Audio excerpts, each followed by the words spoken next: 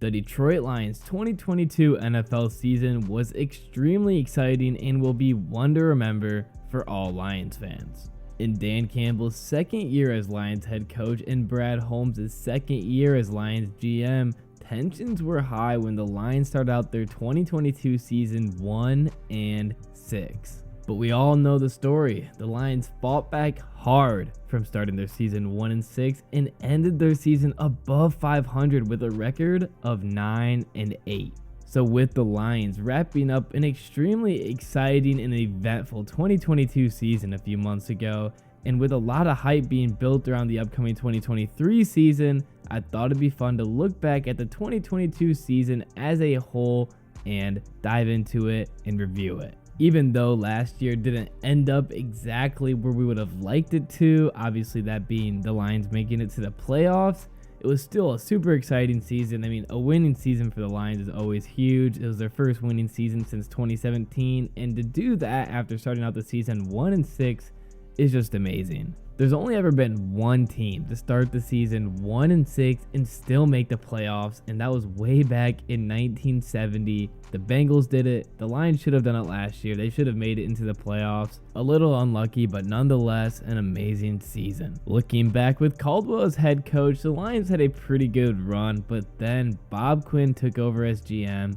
and Patricia took over as head coach, and they messed up the Lions team. So in 2021, when Dan Campbell took over as head coach and Brad Holmes took over as GM, there wasn't really any big expectation for them to win a bunch of games because they knew that the Lions were going to be rebuilding once again because of Patricia. But for expectations going into the 22 NFL season, the Lions were coming off 4 straight seasons of finishing in last place in the division, and we're coming off a 3-win season. So there wasn't expectations for the Lions to make the playoffs or to win a bunch of games. But there was definitely expectations for Campbell and Holmes to win more than 3 games, maybe 6, maybe 7. Maybe a winning record at best, but the expectations going into last season were for the Lions to be a better team. And that's what the Lions were looking to do week 1, their home opener against the Eagles, who were coming off a 9-8 season and were looking pretty scary. Jalen Hurts was coming into his second year as a starter, and nobody really expected the Lions to beat the Eagles week 1. But Lions fans were hoping Detroit would come out, show some life, and maybe keep the game close. And the Lions did just that, as on their opening drive, they drove down the field and Jamal Williams punched in the touchdown to take an early 7-0 lead. However, the Lions' opening touchdown was short-lived, as the Eagles would go on to torch the Lions defense, scoring 24 points in the second quarter. However, one of those touchdowns was from a pick six from Goff. Nonetheless, Jalen Hurts and A.J. Brown had no problem connecting, as A.J. Brown had over 150 yards in this game. Coming out of the half, the Eagles kept the pressure on and would score 2 more touchdowns in the third quarter, going up 31-14. However, the Lions would cut the lead back to 10, but the Eagles bounced back and made it 38-21. Going into the fourth quarter down by 17, the Lions would score 14 more points, but would sadly lose the game by 3. The main takeaways from this game were that number 1, DeAndre Swift looked better than ever, rushing for 144 yards on 15 attempts. And that number 2, the Lions offense looked pretty strong, scoring 35 points against the Eagles, and at the time that seemed pretty good, but looking back at it now that the Eagles had a top 10 defense last year seems even better. The main problem though from this game was the Lions defense, giving up 31 points to the Eagles. A.J. Brown and Jalen Hurts had no problem running and catching all over them, and it was looking like this year was going to be a struggle for this defensive group. Going into week 2, the Lions were taking on the Washington Commanders again at home. Going into this game, I think the expectation was that the Lions should win this game. I personally thought the Lions should win this game. The Commanders didn't really have a lot of respect for their football team at this time. We know that they ended up having a pretty solid season, and that now if these two faced off, it'd be a totally different story. But I think the overall consensus was that the Lions should win this game. And the Lions did just that. With the help of a safety, the Lions took a 22-0 lead at the half. And in the second half, the game did get a little close, but with the help of another touchdown from DeAndre Swift, the Lions secured a pretty solid victory, 36-27. Some of the takeaways from this game: again, the Lions offense looked strong. Goff threw for over 250 yards, no interceptions, and 4 touchdowns. Amon-Ra St. Brown on the offensive side also looked amazing, receiving for over 100 yards. However, the Lions defense struggled once again. After shutting out the Commanders in the first half, they gave up 27 second half points to the Commanders, and Carson Wentz was able to torch the Lions secondary, throwing for over 300 yards and 3 touchdowns. Moving on to week 3, the Lions were set to have their first divisional matchup, this one against the Vikings in the Twin Cities. The Lions came into this game looking really strong, jumping out to a 14-0 lead, but sadly the Vikings would bounce right back and tie the game up at 14 going into the half. In the third quarter, the Lions would score 10 more points, retaking the lead 24-14, and all seemed to be going pretty well. Late in the fourth quarter, the Vikings would be within 3, and with 1:14 left on the clock on 4th down, MCDC would elect to go for a long field goal instead of going for the 4th and short as the Lions have been doing all game. Of course, the Lions missed a field goal, and the Vikings scored a go-ahead touchdown in the last minute of the game. This loss really stung, and it still stings to this day. MCDC's decision to have Austin Seibert go out there and kick a 54-yarder when the score was 24-21, it didn't really make a whole lot of sense. First off, I didn't really have any faith for Seibert to make that kick. I don't really think anyone had any faith in him to make that kick. I think we all knew collectively watching the game that he was going to miss that, and statistically, he was 2 for 5 from 50 plus before that kick. Now he's 2 for 6, but statistically, it wasn't a good decision either. Second off, even if he does make that kick, the Lions only go up by 6, and there's still 1:14 left on the clock for the Vikings to score a touchdown and win the game. And I don't think a lot of people had faith that the Lions defense would be able to stop the Vikings in the final seconds of the game, even if they win up by 6. We saw what happened when they missed the field goal. The Lions secondary had a meltdown, and Osborne was wide open for Kirk Cousins in the end zone. And lastly, the Lions had gone for it on 4th down 6 times in that game already. They were 4 for 6 on 4th down conversions. It didn't really make sense for them not to go for it when the game was on the line. But hey, tough loss. You live and you learn. MCDC shed some tears in his post-game interview, and the Lions moved on. Week 4, the Lions were back in Ford Field and were taking on the Seattle Seahawks. Both teams going into this game were 1-2, and the Seahawks were kind of surprising everyone already, as Geno Smith throughout the first 3 games of the season threw for over 700 yards with a touchdown interception ratio of 4-2. And nobody expected this 1 o'clock game to be one of the best and most entertaining games of this season. Jared Goff, 378 yards, 4 touchdowns to sadly 1 interception, which resulted in a pick 6, and that was the difference in this game. Geno Smith, 320 yards, 2 touchdowns to no interceptions. Seattle got out to an early lead, and the Lions just could never recover, even with 22 fourth quarter points. The NFL learned a lot in this game. First off, they learned that Geno Smith wasn't a joke, and he really came out of nowhere to be Seattle's all-star quarterback after an insane start to the season. Number 2, the Lions offense wasn't a joke either, putting up 45 points, another high-scoring game, and after this game, the Lions had the most points per game in all of the NFL. We also learned, though, that the Lions defense was absolutely terrible. Even though the Lions had the top offense in the league at this point, their defense was ranked 32nd in points per game allowed. And for DeAndre Swift having a decent start to the season, he would be injured in the Vikings game and would have to sit out for this game and then the next 2, which brought up more questions about DeAndre Swift being injury prone and people questioning should he be the running back in Detroit. Jump into week 5, even though the Lions were 1-3, there was still a lot of hype and hope for this team because their offense was doing so well and getting a lot of media attention. But this is where all Lions fans were crushed. I'm not going to spend too long in this game, as the Lions were shut out 29-0 against the Patriots at Gillette Stadium. The team just kind of fell apart. Some bad turnovers, no defensive stops, and some bad turnovers on downs. And that was really it. The Lions went down 29-0, started the season 1-4, and things were looking pretty bleak. Coming off a week 6 bye for week 7 after starting the season 1-4, the Lions headed to Dallas to take on the Cowboys. And to me, this game was pretty similar to the Patriots game. The Lions were up 6-3 at the half, and the game wasn't the worst, but then in the second half, Jamal Williams fumbled on the 1-yard line, and the team just continued to crumble as their last 4 drives were all turnovers, including 3 of them being fumbles, and Dallas went on to win 24-6 as the Lions were scoreless in the second half. It's kind of ironic that throughout the first 4 games of the season, the Lions had the best offense in the NFL, but then for the next 2 games, they would only collectively score 6 points. These games are honestly huge morale killers. The Lions just beat themselves up in these games. It wasn't even the other team being better. It was just the Lions hurting themselves, and it just really sucked. It was hard to watch and obviously hard for the players. Now it's week 8 and the Lions are back at Ford Field, 1-5 and taking on the Miami Dolphins. The Lions did take a nice 27-17 halftime lead, but were sadly scoreless in the second half, in which Miami scored 2 more touchdowns and went on to eventually win the game. It was nice for the Lions offense to finally show some life after 2 back-to-back tough losses against the Cowboys and Patriots. Goff threw for over 300 yards, no interceptions, 1 touchdown, and it was at least a solid game.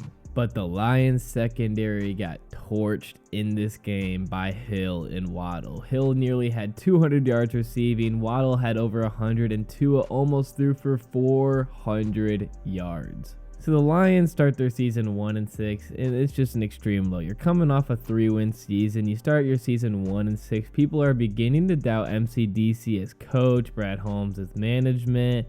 It's not looking good at all. Now, I personally felt hopeless for this Lions team at this point.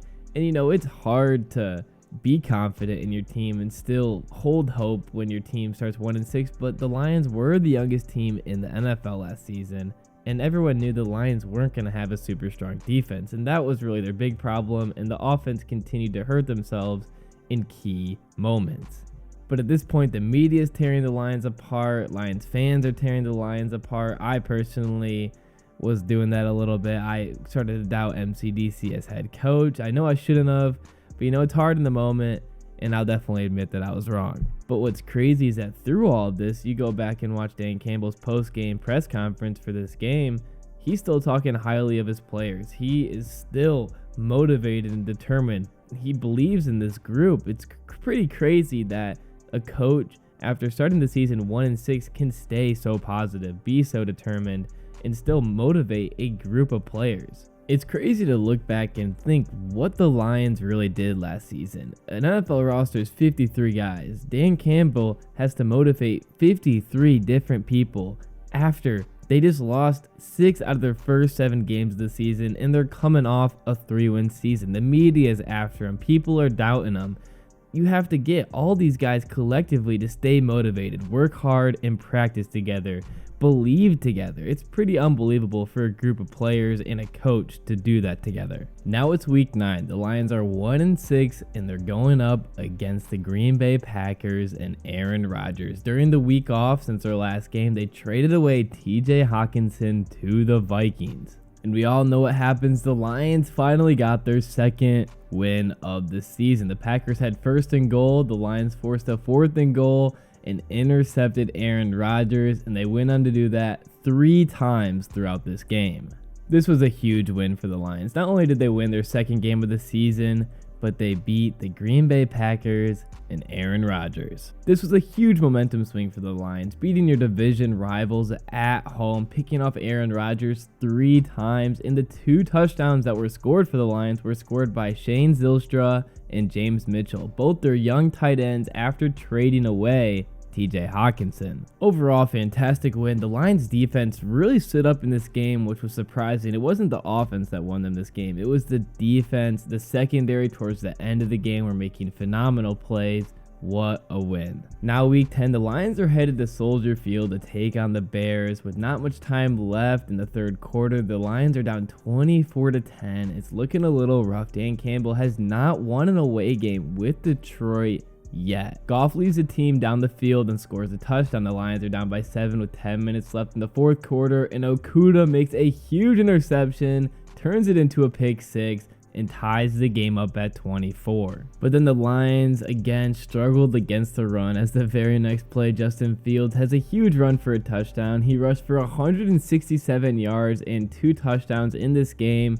The Lions defense continues to get exposed. But Goff again leads the team down the field and scores another touchdown to take the lead 31-30. The Lions defense comes up big, sacks Justin Fields multiple times to win the game, and Dan Campbell secures his first away win as Lions head coach. Now it's week 11, the Lions are 3-6 and they're headed to MetLife Stadium to take on the Giants the weekend before Thanksgiving. Now, as a Lions fan going into this game, I was pretty nervous. The Lions hadn't won back-to-back away games in over 2 years, the worst streak in the NFL, and the Giants were 7-2 and looking pretty scary.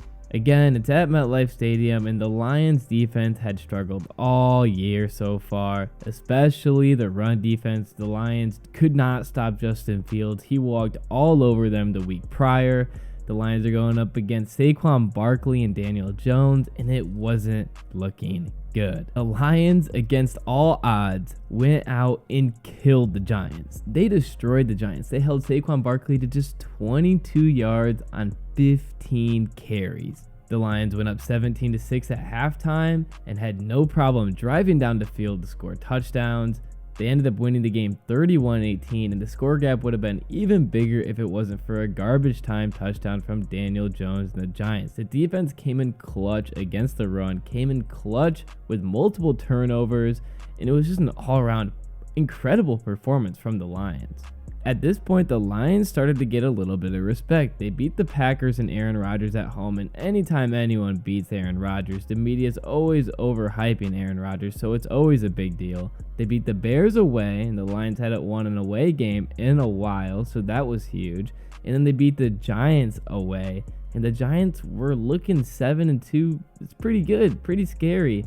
And now the hype started to build around the Lions. They shut down Saquon Barkley. They forced multiple turnovers in 3 straight games. The Lions offense started to get a lot of respect as well. Ben Johnson, offensive coordinator, started to be taken seriously, get a little bit more respect to his name, because the Lions were dropping 30 points. It seems like every single game.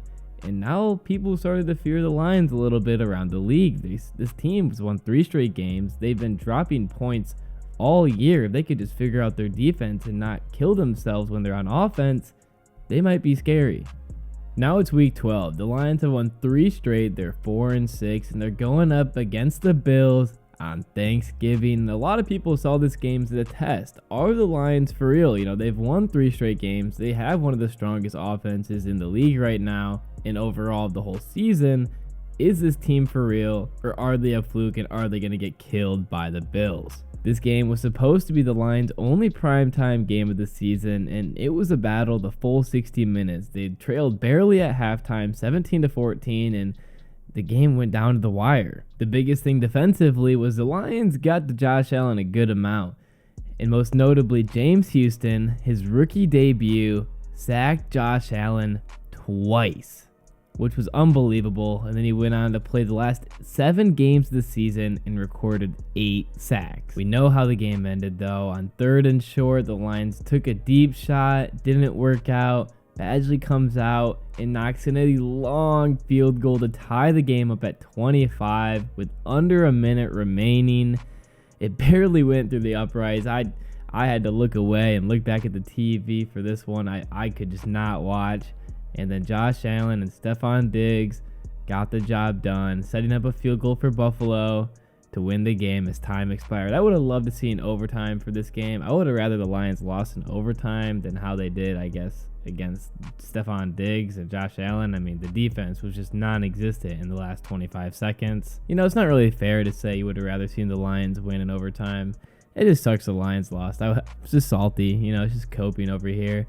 But in the end, the Lions gained a lot of people's respect around the world, having this game on prime time to play like they did against Buffalo, to hang with them, nearly win the game. People realized that the Lions were for real, and I bet that built a lot of momentum and confidence for this team to continue throughout the rest of the season. And with the addition of James Houston coming out and showing how great of a player he is, this was still a big step in the right direction for the Lions, even though it was a tough loss. Week 13, the Jags are in town at Ford Field. And if you weren't 100% confident that the Lions were for real and a solid football team after the Thanksgiving Bills matchup, this game solidified it as the Lions pounded the Jags into the ground. Detroit had 8 drives and scored on every single one of them. Goff threw for over 300 yards. Amon-Ra St. Brown had over 100 yards receiving. DJ Chark had nearly 100 yards receiving. And the defense stepped up as well, holding the Jags to under 100 yards rushing, only 266 yards of total offense, which is a big step in the right direction, and again, forcing turnovers. And the Lions defense held the Jags to just 14 points. Aaron Glenn and his crew were getting stronger throughout the season, and it really showed. I mean, they gave up 48 points to Seattle. You would think Jacksonville would at least be able to put 20 or 30 points in the Lions defense, but they improved. And looking back at this game, you know, the Jags made it to the playoffs. They beat the Chargers at home, and then they nearly beat the Kansas City Chiefs and Patrick Mahomes. Look at this score, 40-14. It just kind of shows how good the Lions were playing. Jacksonville wasn't a bad team, just the Lions were just way better in this game. Week 14, the Lions are going up against the Vikings once again at home, Ford Field. And the Lions have their time to get their revenge on the Vikings and their ex-teammate TJ Hawkinson. In week 3, the Lions shut down Justin Jefferson for 14 yards on 3 receptions, a career low, which was unbelievable. But in this game, the Lions secondary was not able to do that. Jefferson had 223 yards on 11 receptions, the complete opposite, but it was still okay. In this game, we saw Jameson Williams have his first career catch, first career touchdown on a huge bomb from Goff, showing his speed. It was great to see him play after working hard to recover from his torn ACL in the championship game against Georgia the year prior. And the Lions offense continued to stay strong. Goff threw for over 300 yards again, no interceptions again, 2 touchdowns. And the Lions went on to win this game, even though they only won by 1 score. They definitely dominated this whole game, and it seemed like the Vikings were playing catch up. I would love to say the Lions dominated this game all around, but they obviously didn't, because defensively, Kirk Cousins threw for over 400 yards and Jefferson had over 200 yards receiving. And regarding TJ Hawkinson now on the Vikings, after he was traded, he did say, "It's going to be nice to play for a team that's winning. I just want to be a part of winning football," something along those lines. I felt like that was kind of a diss towards the Lions. I don't really know if there's any beef there between the Lions and TJ Hawkinson, because at the Pro Bowl, Jared Goff was getting along with Hawkinson and all the other Lions players were. But there was definitely kind of like, whoa, what are you saying there? From a fan's perspective, it's kind of like, what? And Hawkinson didn't have the best outing. He still had over 70 yards on 6 receptions, but he did have a fumble and a drop pass. So it was kind of like the Lions showed you up a little bit. And after this game, Ben Johnson, offensive coordinator, got even more praise, not just because the Lions won another game and got 30 points once again and coming off a 40-point game against the Jaguars, but because offensive lineman Sewell was drawn up to leave the line of scrimmage and get the game-winning pass, in which he did, secured the first down for the Lions to secure their win. This was the Lions' 5th win in 6 games, and it was a big one. Another divisional win. They were now 3-1 with divisional games. They beat the Vikings, Chicago Bears, and Packers, but they sadly lost to the Vikings in week 3. I still feel like they should have won that game, but hey, 1 loss so far in this season wasn't bad at all.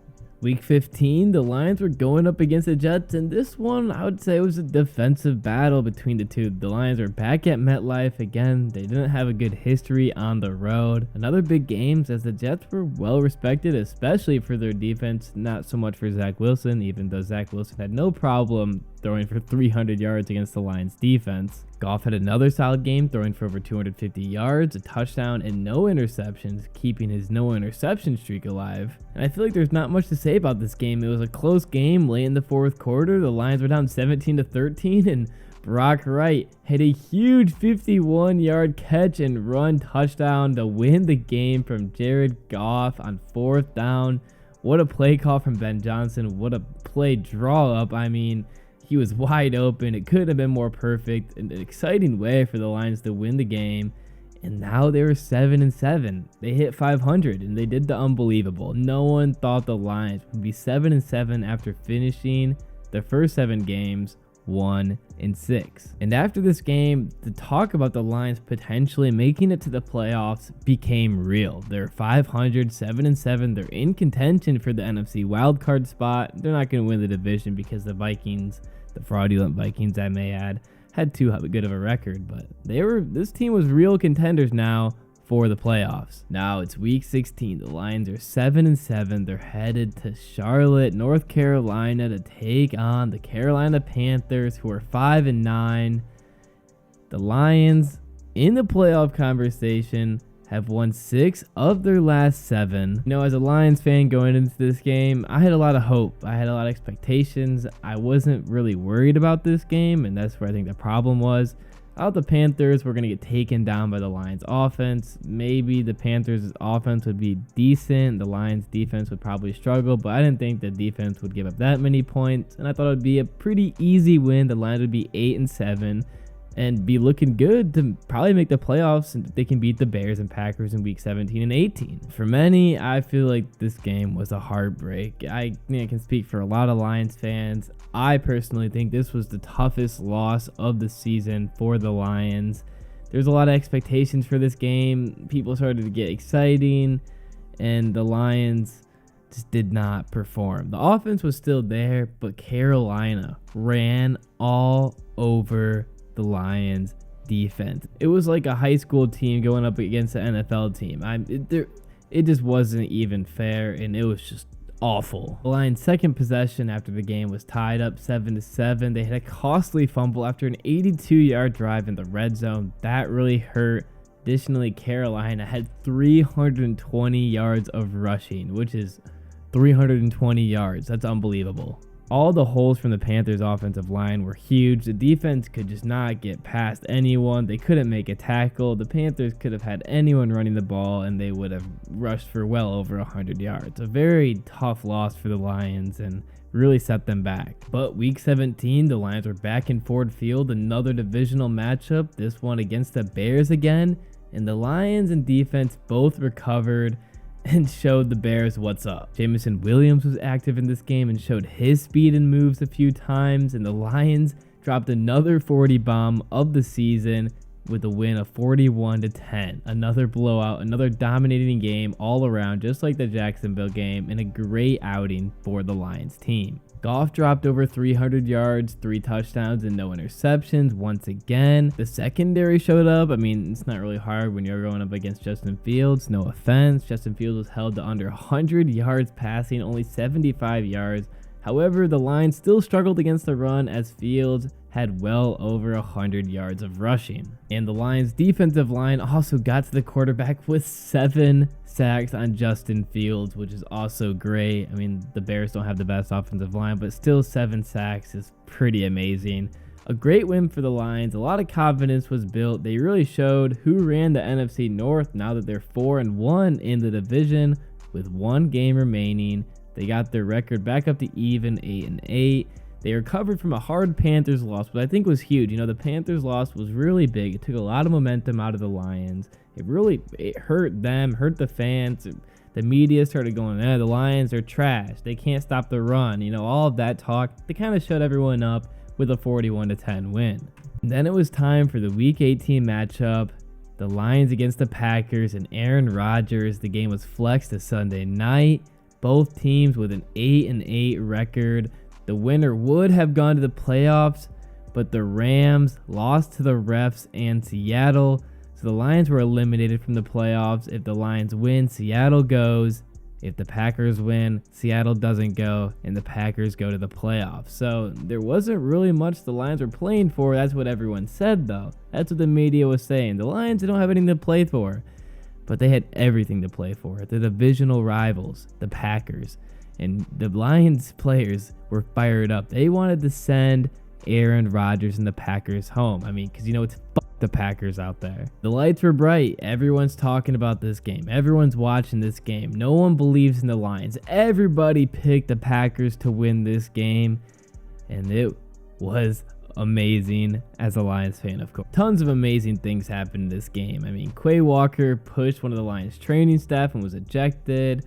The refs were on full display of trying to sell the game for the Packers, and the Lions still ended up winning. Kirby Joseph intercepted Aaron Rodgers for the third time, but it was called back. Jameson Williams had a huge touchdown on a flea flicker, but that was called back. DeAndre Swift was clotheslined. There was no penalty for that, and the Lions still found a way to win. Early in the game, the Vikings stopped the Packers on a 4th and short deep in the Packers territory. That was huge. The Lions turned that into a field goal.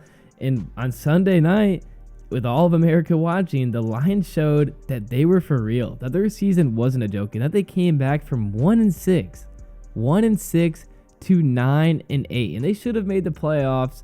It's unlucky they didn't, because I think they would have been one of the best teams in the playoffs. I mean, they're coming in there hot. They're coming in there on fire. I think they could have made a decent playoff run. It's unlucky they didn't make it, but, you know, coming from 1-6 to 9-8, it's unbelievable. They beat Aaron Rodgers at Lambeau Field in his last game in a Packer uniform, and then Kirby Joseph to end the game. Aaron Rodgers' last pass as a Packer. Kirby Joseph intercepted him, solidified him as I am the father of Aaron Rodgers. Williams broke Aaron Rodgers' touchdown rushing record. I mean, this game was just perfect from beginning to end. So many exciting plays, so many memorable parts.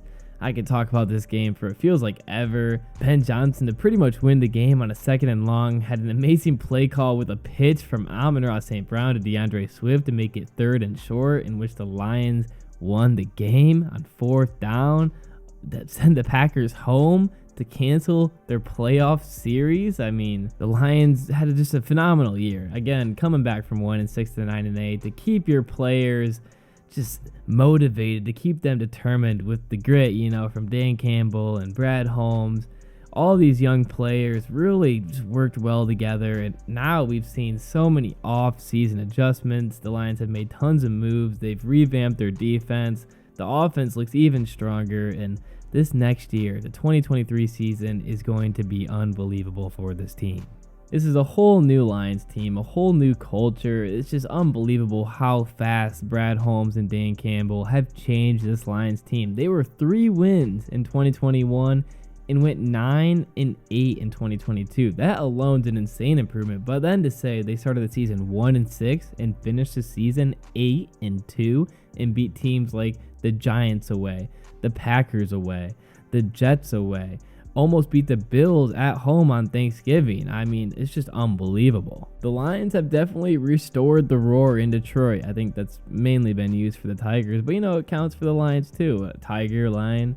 Either way, the Lions have done something in Detroit that hasn't been there ever, maybe, and it's going to be super exciting to see what this team can do and where they'll go. Hopefully in the future they have some playoff success. You know, regular season success is one thing. Hopefully this team can make it into the playoffs over the next few years and win some playoff games, maybe make it to a Super Bowl, maybe win a Super Bowl. It would be awesome.